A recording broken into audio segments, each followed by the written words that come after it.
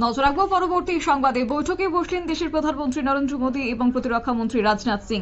তবে এই বৈঠকে একাধিক গুরুত্বপূর্ণ বিষয় নিয়ে আলোচনা হতে পারে বলে কিন্তু সূত্র মারফত আমরা খবর পাচ্ছি। সঙ্গে আরও একটি বিষয় জানিয়ে রাখি যে রবিবারই প্রতিরক্ষা মন্ত্রীর 3 বাহিনীর প্রধানদের সঙ্গে নিয়ে বৈঠক করেছেন রাজনাথ সিং এবং একই সঙ্গে দেশের প্রধানমন্ত্রী নরেন্দ্র মোদী। তবে প্রশ্ন হচ্ছে যে এই আজকের এই বৈঠক কি আগামীতে পাকিস্তানের বিরুদ্ধে নেওয়া কোন রকমের পদক্ষেপ নিয়ে আলোচনা হতে পারে? এই জল্পনাটা কিন্তু এখন এড়িয়ে যাওয়া যাচ্ছে না। বিস্তারিত যাব, আমাদের সঙ্গে যুক্ত হয়ে গেছে প্রতিনিধি রাজীব দত্ত। রাজীব, এই যে প্রতিরক্ষা মন্ত্রী এবং প্রধানমন্ত্রীর মধ্যে যে বৈঠকটা অনুষ্ঠিত হয়েছে, মূলত কি নিয়ে আজকের এই বৈঠক, কি জানতে পারছো? সকাল 11টা নাগাদ প্রতিরক্ষা মন্ত্রী রাজনাথ সিং তিনি প্রধানমন্ত্রীর বাসভবনে যান। তিনি একাই গিয়েছিলেন এবং দুজনের মধ্যে বৈঠক হয় এবং সেই বৈঠকটা দীর্ঘক্ষণ হয়েছে। জানো যে গতকালও কিন্তু বৈঠক করেছিলেন প্রতিরক্ষা মন্ত্রী রাজনাথ সিং। তিনি বৈঠক করেছিলেন chief of defence staff Anil চৌহানের সঙ্গে, সেই সঙ্গে 3 বাহিনীর প্রধান এবং জাতীয় নিরাপত্তা উপদেষ্টার সঙ্গে বৈঠক হয়েছে।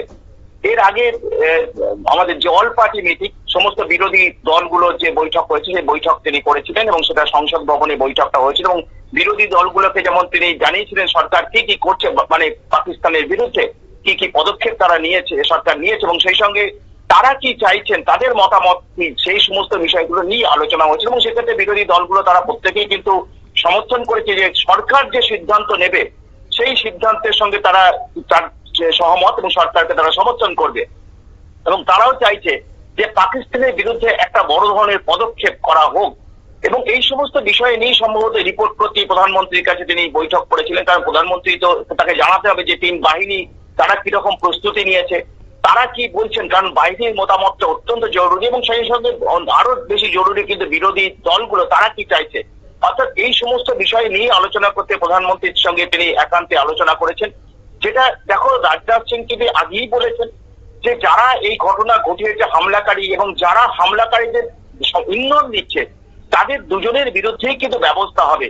প্রধানমন্ত্রী নরেন্দ্র মোদী কয়েকদিন আগে তিনি মধুবনীতে গিয়েছিলেন, প্রথম সভা পহেলগাঁওয়ের হামলার পর প্রথম সভা করেছিলেন মধুবনীতে বিহারের এবং সেখানে দাঁড়িয়ে তিনি বলেছিলেন যারা এই হামলার ঘটনা ঘটিয়েছে তাদের কিন্তু তিনি বুঝিয়ে দেবেন, তারা বুঝতে পারবে যে তাদের বুঝিয়ে দেবেন তিনি। অর্থাৎ এটি বোঝা যাচ্ছে যে ভারত কিন্তু প্রস্তুত হচ্ছে পাকিস্তানের বিরুদ্ধে মোকাবিলা করার জন্য। দেখো, এর আগেও কিন্তু সার্জিক্যাল স্ট্রাইক হয়েছে উড়ি ঘটনার পর, তারপরে তোমার বালাকোট এয়ার স্ট্রাইক হয়েছে সেটা পুলওয়ামা ঘটনার পর। কিন্তু ভারতের লক্ষ্য হচ্ছে যে টেরর ক্যাম্পগুলো রয়েছে, কারণ এই পাকিস্তান সীমান্তে প্রচুর টেরর ক্যাম্প রয়েছে, টেররিস্ট ক্যাম্প রয়েছে এবং প্রচুর টেররিস্ট লঞ্চিং প্যাড রয়েছে। সেইগুলোকে ভারত কিন্তু সবসময়ই সেগুলোকে ভারত চায়, সেগুলোকে এর আগেও নষ্ট করে দিয়েছে। তাই যেটা আশা করা যাচ্ছে যে, কারণ ভারতের মানুষ দাবি করছে, আমি দেখছিলাম যে শশী থারুর সহ কংগ্রেসের নেতারা প্রত্যেকেই দাবি করছেন যে ভারত এবারে শুধু কূটনৈতিক সম্পর্ক ছিন্ন করলে হবে না, সামরিক অভিযোগ করুক। এখন দেখা যাক কি হয়, কারণ ভারত চায় না কারণ প্রতিবেশী দেশের সঙ্গে কিন্তু বিরোধ করতে, কিন্তু পাকিস্তান যেভাবে ভারতের উপর হামলা করাতে প্ররোচনা করে দিচ্ছে, পাকিস্তানি জঙ্গিদের ভারতে ঢুকিয়ে দিচ্ছে এবং 26 জন নিরীহ পর্যটককে যেভাবে খুন করা হয়েছে তাতে কিন্তু বদলা নেওয়ার দাবি উঠছে সারা ভারত জুড়ে। সমস্ত বিরোধী রাজনৈতিক দল, সাধারণ মানুষ তারাও চাইছেন বদলা হোক। এখন এই বিষয়গুলো নিয়ে আলোচনা করতে যে সরকার কি যে সিদ্ধান্ত নেবে যে কিভাবে পাকিস্তানকে মোকাবিলা করা হবে। কারণ ইতিমধ্যেই জানো যে পাকিস্তান ভাতে মরে গেছে, কারণ সিন্ধু নদীর জল বন্ধ করে দেওয়া মানে হচ্ছে পাকিস্তানের ভয়ঙ্কর অবস্থা হয়ে গিয়েছে।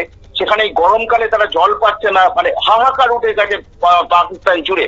এই অবস্থায় দাঁড়িয়ে শুধু ভাতে নয়, হাতেও মারতে হবে এমন দাবি উঠছে। তাদের উপর সামরিক অভিযান করতে হবে যারা এই ঘটনা ঘটিয়েছে, যারা হামলা করেছে।